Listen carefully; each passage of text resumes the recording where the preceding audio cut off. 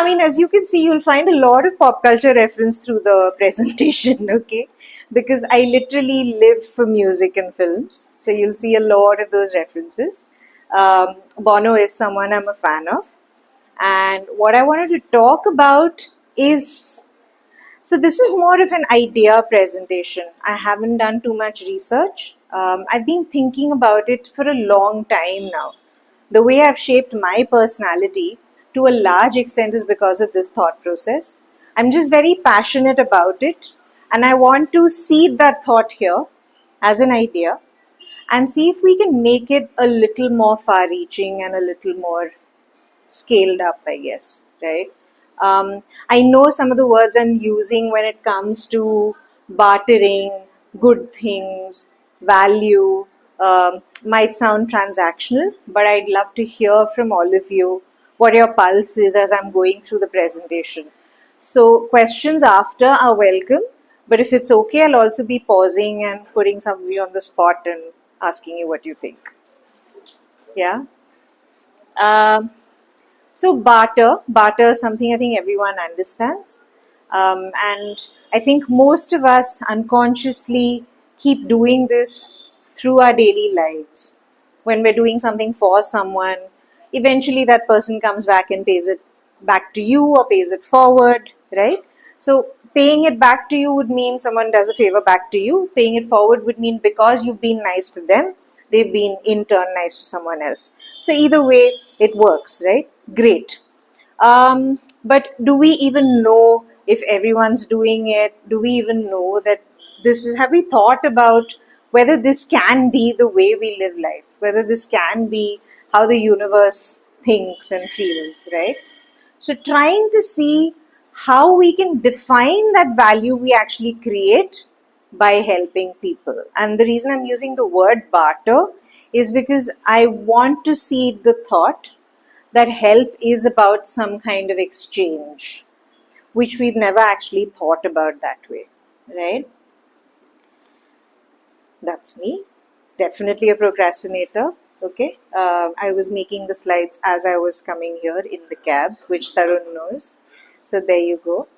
Um, Definitely a cinephile, as you will see. Anything and everything about films I would have at least heard of, if not experienced myself. Yeah, I'm one of those. So I do this thing where if you tell me 5 films that you like, any of you, and I welcome you to do it, I can suggest personalized, I can give you personalized recommendations, right? So I'm that much of an expert, which is why I can confidently say cinephile. And definitely human at the end of the day, right? I believe very strongly in the power of interaction. We were literally just having a conversation, good, Arpit and myself, when we came in, that as to how whether social interactions drain you or energize you, right? It's the age-old debate. Everyone assumes an extrovert like me will be energized, an introvert like Arpit, perhaps, you mentioned this, so I'm feeling free to share it with everyone, would probably be drained. But you never know when he gets energized and when I get drained, right? So, human at the end of the day. I don't want to say anything else about myself beyond this. Um, what we'll talk about, it is not a very structured presentation, judging by how much time I took. I'm so sorry, Tarun, but yeah, life happens and procrastination happens. But yes, I want to start talking about the mindset, and I think here is where I will throw it open. I will try and understand what you guys think about it. What is the mindset when we are presented with an opportunity to help someone, right? And there are 2 stories I want to narrate, and I want you guys to tell me what struck you about it, etc. Right? So, story number 1. As you've noticed, I'm always very proud about the fact that I'm from Mumbai, right? And it's not a chip on the shoulder thing. I genuinely believe I've met the nicest people in Mumbai. And I think any city is a reflection of the kind of people there are. I love Bangalore as well. Bangalore has its fair share of lovely people, but Mumbai has this spirit, this tenacity, this resilience, and this inherent goodness to help and get stuff done when someone is coming to you with a problem. So it's a goodness plus a problem solving mindset. I like to call it that, right? When someone approaches me for something, I will think about, okay, I need to help them and I need to do it so that they can move forward with their lives, and more importantly, I can also move forward with my life. So there's always those two things. Otherwise, I'll always feel like, okay, this person has not got what they want. So the point here is, and this has happened at least 4 or 5 times when I used to travel by bus in Mumbai, that I don't have cash and I have traveled. I'm ancient, by the way, so I have lived in a world where there was only cash. Um, and when you go on the school bus or whatever, right? Suddenly I don't have money. And I was a little older. When I was younger, of course, I'd been nervous to talk to strangers and everything. But as I got older, 8th standard, 9th standard, I would ask people, listen, can you just give me $50? And if you're traveling on this route every day, I can give it to you tomorrow, right? And at least 5 times it's happened that they've given me that money without thinking about it. Whatever, 10 rupees, 15 rupees, 50, jo bhi hai, right? Now that's, I don't know. One thing I want to ask everyone is, does that happen a lot to you guys? But I'll get to that in a minute. Let's say there is this one person that does that on a regular basis, right? Helps people. You ask him for something, he gives you $10. You ask him for something else, he gives you something else. He's not thinking about anything, beyond that. And it goes on to a point where he's just been doing for another person. And this has happened to me, this has happened to a lot of people. All of a sudden, there's a burnout somewhere, right? Because at some point, life is not going to deal you shikanji every time, right? It will be lemons. So when life hits you hard, are you still, and that person is still the helping kind, that person has started to wonder, listen, I did so much and what has gone wrong, right? So one is whether this is something that you have seen. And what I attribute it to, and this is where I'm coming to what I've written on the slide, is that a lot of us are conditioned and raised in a way to just say, listen, help, and don't expect anything. Just help. When someone comes, just help them, right? Parents condition you, books condition you, whatever it is, right? The leaders that we aspire to be like, whatever. And for me, I want to introduce this as a slight flaw in the way we think. Okay? I think helping is great, but expecting nothing in return does result in this. And so I want to go around and kind of ask if you've had a similar experience. Does this happen to people that you know that are constantly of a helping nature, that get drained? Anything that you can share without revealing too much about the person or yourself, or you want to be vulnerable, feel free. This is a safe space, right? Um, I just want to go around the table and see if what I am saying, if you believe that this is a slight flaw. And it would be great for people to not believe it. That's what we want. It's idea, right? Can I share? Yes, please. So I do think that there have been times when people reach out to me for help. Um, they need something done. I'm usually the person who is helping out people with their tech, with a lot of ideas, because I work in very dynamic space in startups. So a lot of my friends reach out to me for solutions. The sort of build an identity, finding and giving solutions, right? Yeah. And especially when I have a lot on my plate, and I try to follow this philosophy. Okay, help someone reaching out. Yeah. It's like filling other people's cups when your own cup is either semi-empty or fully empty. Yeah. And so through a lot of self-work and a lot of therapy, I realized that there are sometimes I have to, if not say no, but disappoint people, and sometimes say, you know what, I cannot help you right now because my plate is full right now, and to perhaps draw boundaries in order to not reach the burnout. So I'm sort of straddling that space where I sometimes feel, okay, my cup is full right now, I can help people. Sometimes I feel my cup is just not there, and so sometimes I have to say with a lot of guilt also sometimes, sorry, I don't have the bandwidth to help you right now. Best solution. Why the guilt, and why were you doing it in the first place? If it's okay. I mean, whenever you don't want to share, just pause. Yeah. Guilt because we're conditioned through it's subconscious conditioning, right? But to always do the right thing, the moral thing, to help people, be selfless. But I think these emotions don't play out very ideally in the real world. When the Yeah. rubber meets the road, there are trade-offs, there are middle paths that you have to take. Yeah. The world's not that simple. Yeah. It's So not. in finding that, I found the real. It's not. And yet, in a place where you're saying no at that point, that person's problem is still left unsolved, right? And you still have the capability to do it, but you haven't been able to deliver that value at that stage. So I just want to leave the thought there and come back to it as we go along. But any other experiences? Yes, please. I know police, again, I actually follow my police at some point. Your mom, seriously. Because exactly what the sentence said, she keeps helping people, irrespective of time, irrespective of personal and professional standards, she will help. And she expects nothing in return. Yeah. So that's the reason why I actually follow Mother Teresa. I know at some point of time there was a girl. Because nobody was looking at her Yeah. and saying, oh, are you okay? Yeah. Or should I continue? Because she was taken from granted and she's there. Go to her, just go to her. Yeah. Yeah. That's when the burnout happens. And that's when the things say that I need to stop. And that's when I keep telling you some point of time you should have communicated or something to say stop. And we're not doing what the traces of people. Yeah. I think that's what I've seen. Absolutely, and I think it's great. And congrats to your colleague, to you, Arpit, for exploring that within you and trying to find a solution. But again, the point is the burnout. What's critical is life is not ideal. You may have a lot of time in the world and you might be able to help people, and then expectations are set, and then you don't meet the expectations, or you meet them repeatedly, and you're carrying all that weight on your shoulders, right? So I feel like this is a very, and I think everyone's resonating that this may be slightly flawed.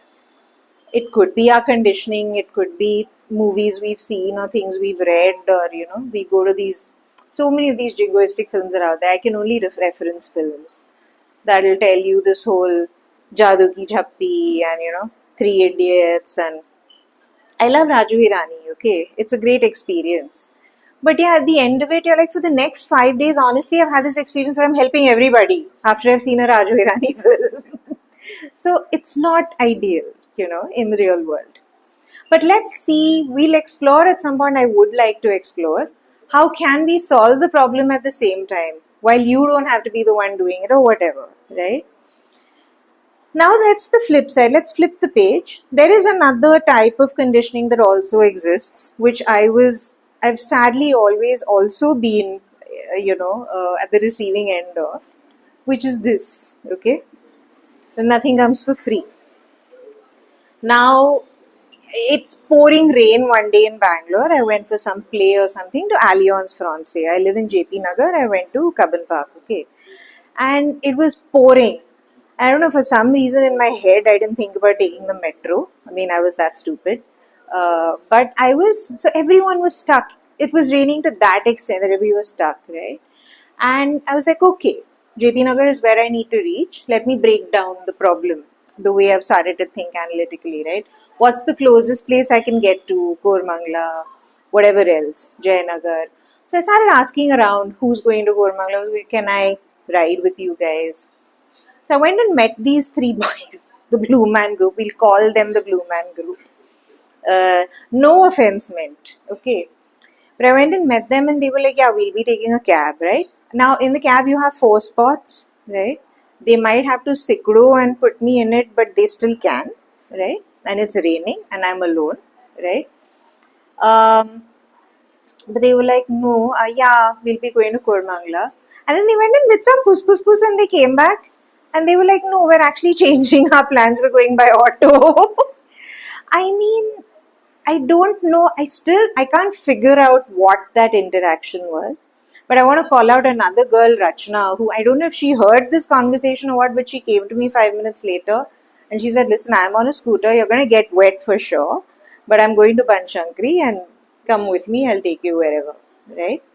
So, shout out to Rachna for saving my life that day because we need more people like her. But Blue Man Group, right? Now you had every idea to take a cab, but you're changing your plans to take an auto just so you don't have to take me, right? And I'm not even telling them to take me to JP Nagar. I'm like, drop me where you're getting off. So, have you guys encountered this kind of irrational response? I am trying to understand what kind of a conditioning this might be because I'm not able to relate to it. Um, and my guess is another flawed thinking that, hey, what if I did something and what if she didn't Dutch on the fare? What if she just went off? Maybe, okay, that's a plausible explanation. But what else? And if you guys have had something like this happen to you?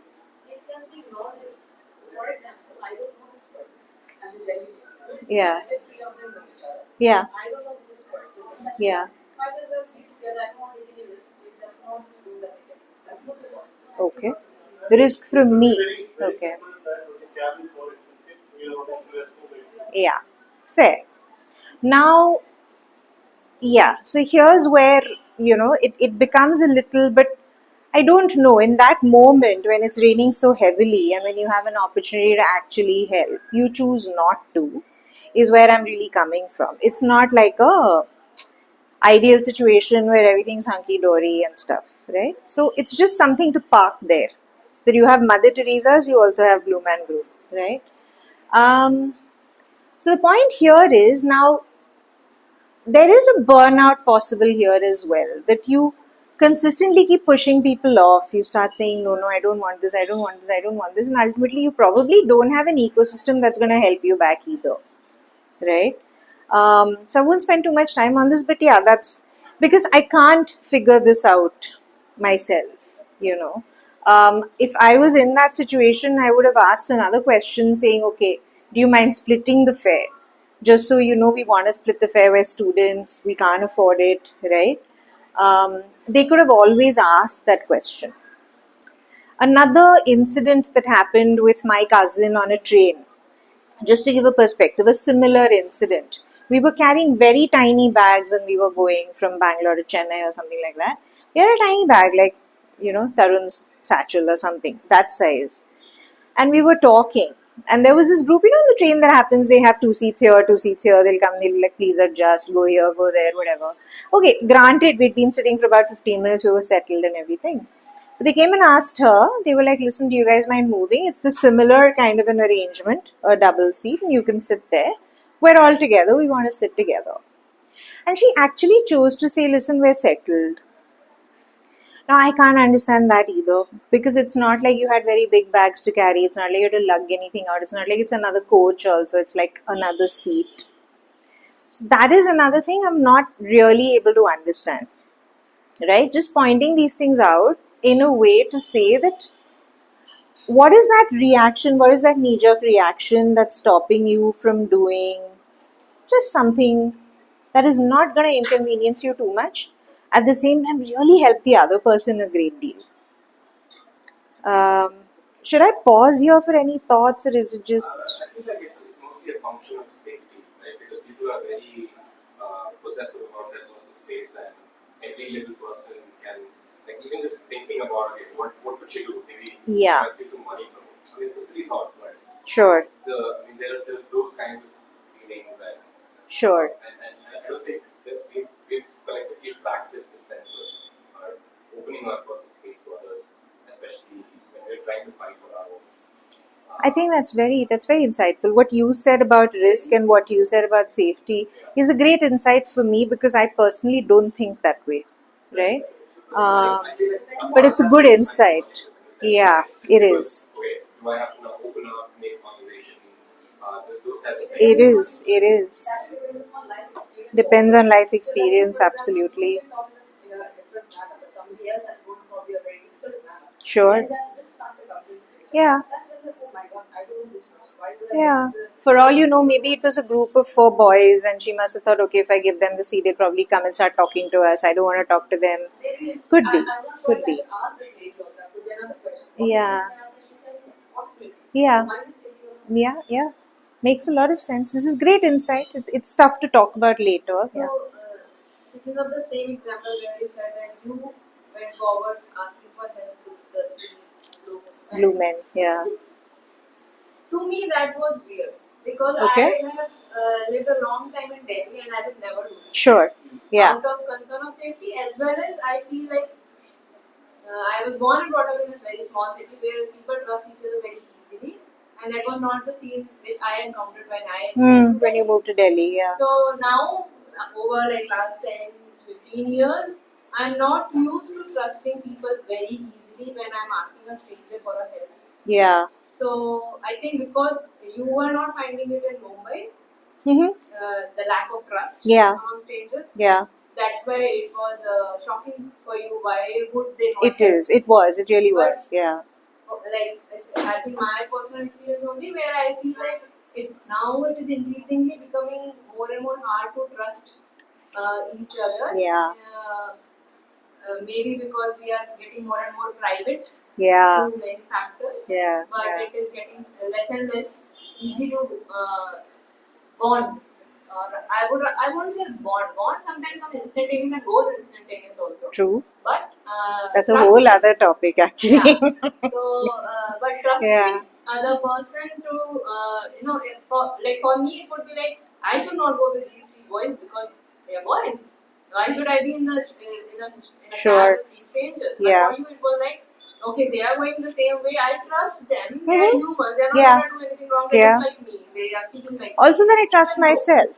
Also, that I trust myself to have the right Yeah. checks and balances on my phone, on everything else. All that is sorted. So, Maybe in uh, this case it was opposite. Why she trusting us? could We be, should could not go be. with her. Yeah. No, this is really insightful. This is the whole safety element, the risk element is a great takeaway. And I think if we can brainstorm a little now, or maybe after the presentation, we can do that. Yeah. I think, I love to travel and I hitchhike a lot. So Hmm. a lot of times in a situation where I'm sitting in somebody's car, somebody's truck, somebody's house, and so those things come easy to me because I give those things very easily. Exactly. Yeah. People come and house Yeah. and I share can my relate to house. that. Yeah. So it's also about how you are giving that space to others and you're able to receive it. If I'm someone who's very close, I want to ask for help even from someone in Yeah. that kind of situation. Yeah. Because I'm worried about my safety and I'm also not trusting the other one. When somebody is coming to me and asking for the same kind of help, I'm just projecting my own insecurity. Absolutely. No, I think this is great, and it's sinking. Everyone's kind of saying the same thing. I think it's a great insight to have. But the whole idea of what is your circle of trust and how small or big is it, right? I just have one very in the interest of brevity and a very quick point and we can discuss later offline. I think also you mentioned that you spent some time in Bombay and I've also spent a lot of time Yeah. in Bombay. Yeah. When people are very jaded, because if every day is a struggle, if every day you have to jostle for seats or the local train, everything is a struggle, they don't want to help. They want to swing the other way. Maybe they helped a lot of people in the past, and now because they feel like they've been taken for a ride or taken advantage of, they swing the other way and say, why should I do? What's in it for me? Why should I want to do it? Because they're a little jaded from being taken for a ride is what they So in think. Bombay, you mean you've had an experience where people have not? I'm drawing the analogy, but For me, it's actually been ulta experience because I'm struggling so much. If I can help the other person just 2%, I will do that. I think that's the spirit I have seen.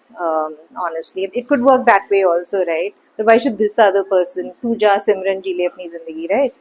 I mean, why should this other person struggle the way I am? I mean, it's both ways. So it's great that there's such a big spectrum because then we can see where it comes together. And I hope what I'm trying to say is fun later, but let's see.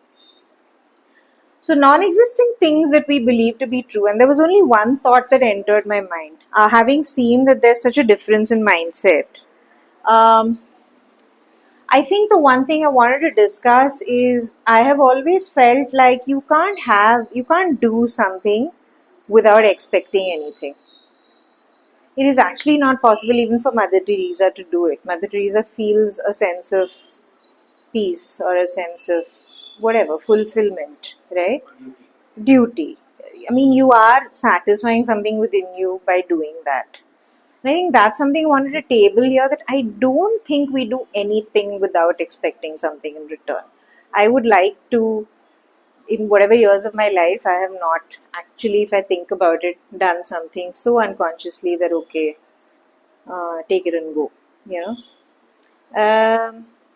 probably the smaller things, probably helping an old lady get into the train, or crossing, helping a blind man cross the street and stuff. Maybe, yeah, you know. Um, Random, I call these random acts of kindness, and I think there are a lot of books on it. It's very fascinating to see what gets people to do these random things. I still remember I lived in London for about a year, and I was traveling the tube, and there are still some stations in London where there's no lift. Okay, so you have to, for those of you who haven't visited, there's still some stations where there are no escalators and no lifts. You have to lug all your bags down. And that's the only way to travel. Everything else is really expensive. So you would carry your suitcase and you'd have to lug it down like sometimes 20-25 flights of stairs.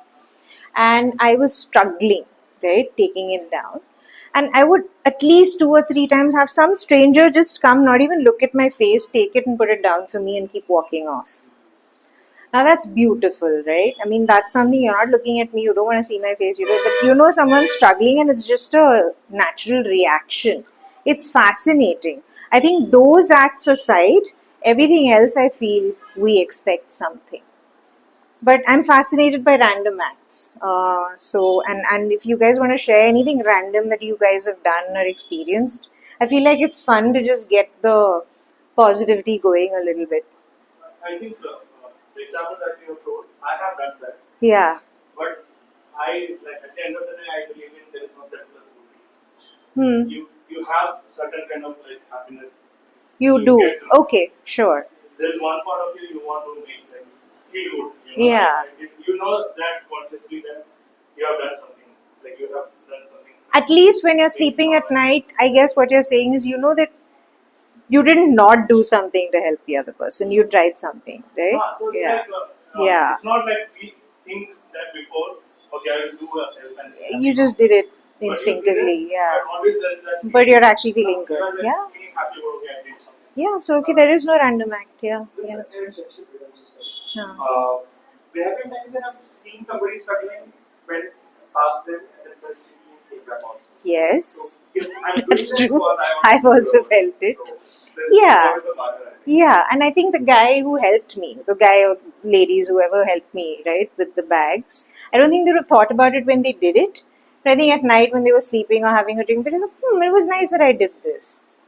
Yeah, I It's a think, boost. yeah, it's a boost. I mean, if they've had a shitty day, they'll be like, okay, so help someone else.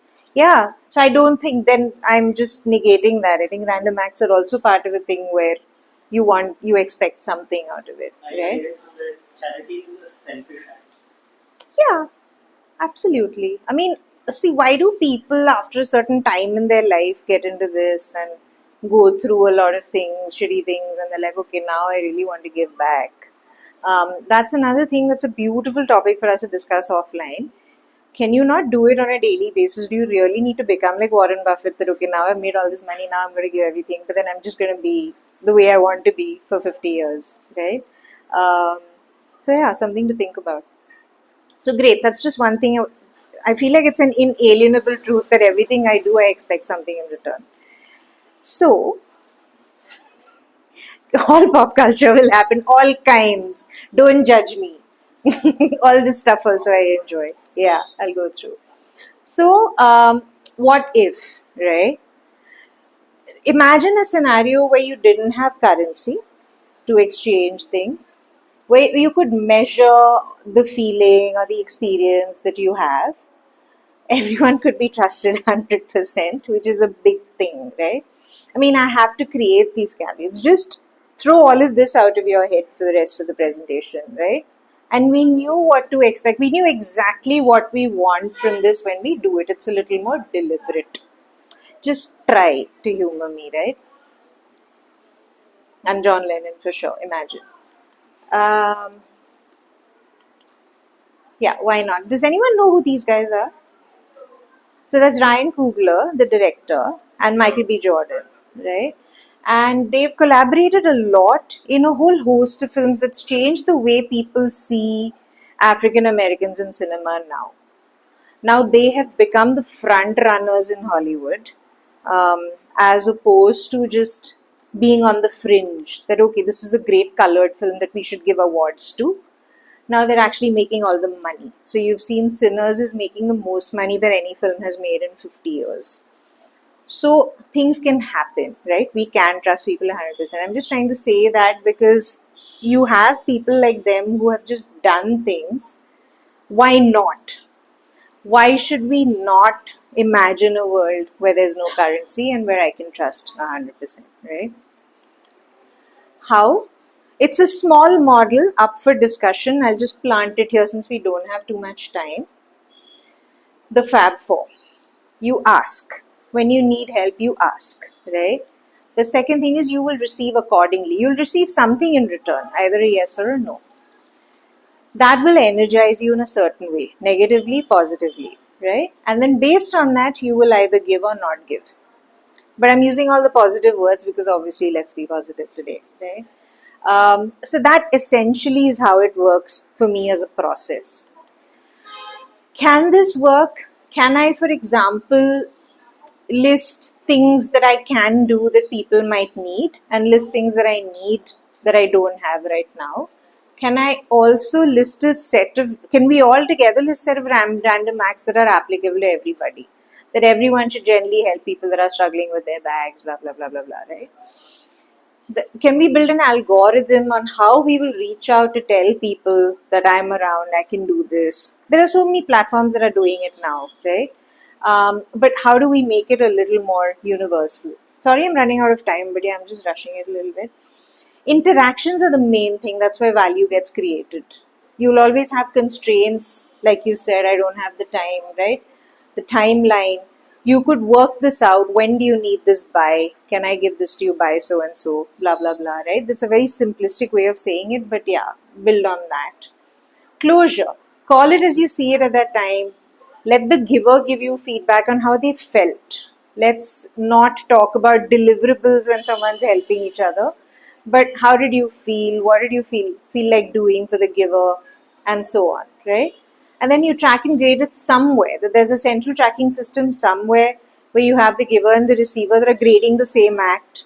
You see how they connect together. You have an AI that kind of fuses. Okay, maybe I am pessimistic, maybe the other person's optimistic. It comes together. There's some kind of a weighted average going on, and you have some closure to what you've done, right? And there is a ledger somewhere that's collecting this. Just something I found very fascinating. I was thinking about it. Can we actually do this so that the community starts scaling up these things more? Especially, at least if people started doing more random acts, I'll be the happiest person, right? Devil's Advocate, that's a movie. So, a very interesting film. Can't be done. Why can't it be done, right? I don't have the time or the means. We've been through this. I think this is a discussion that we can't have right now, but a lot of people think that way. I can't be the only one doing it. Why can't everybody else do it? When everyone does it, I will do it, right?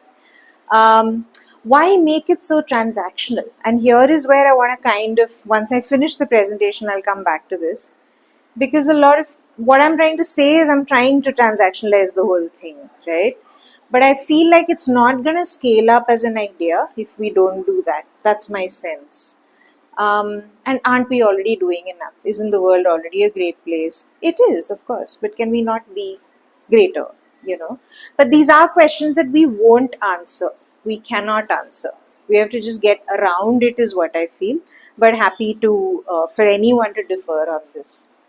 What now? What are our spanners? What are our spanners in the works? Can we do one random act every day, right? Try and see whatever opportunity I have. Hold the door for someone if I have to, right? A lot of people don't do that, right? Stop giving money for things where I probably don't need to. I was thinking about it and I was very fascinated that, okay, if someone helped me, do I have to necessarily always tip him? Or can I understand what else he might need and just try and be there for that specific thing? Just a thought, right? Fascinating for me. Do I have to compensate everything that people do for me with money? And feel this thought with at least one other person every week, right? That can we make this whole helping thing scalable and into a process?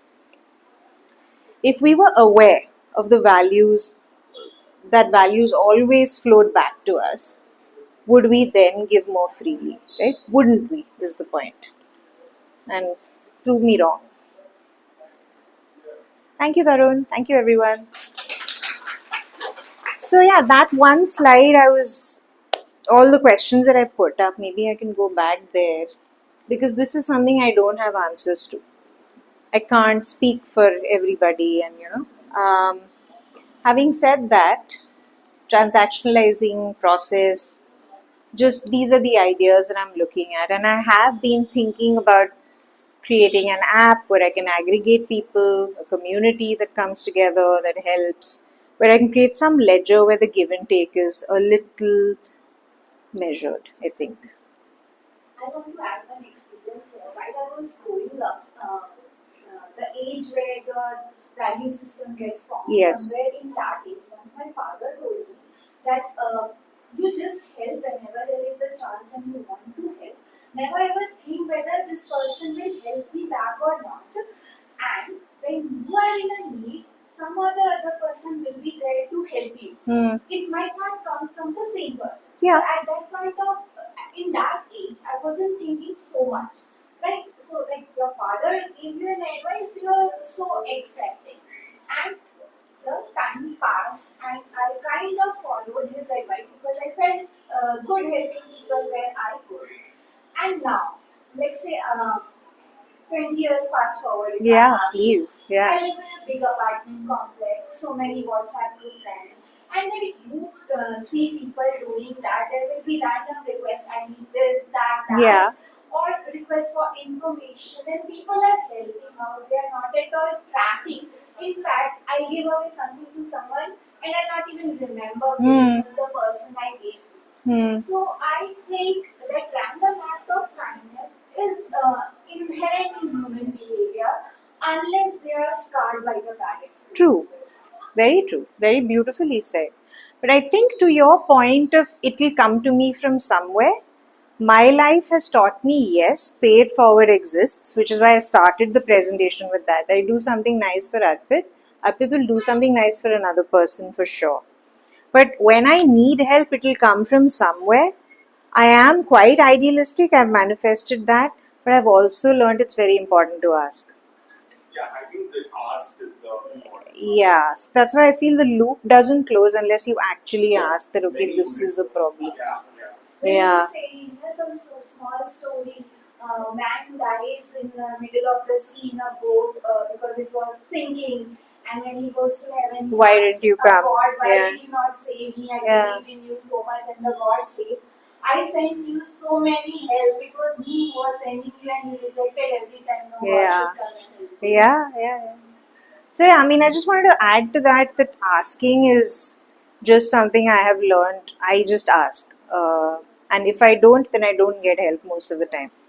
And I start burning out. That, okay, nobody's there to help me. You get into those little bubbles where you're like, no one's there to help me, now what will I do? So that happens. But if I've asked, I have never had that problem. Awesome. Thank you, Aparna. Thank you.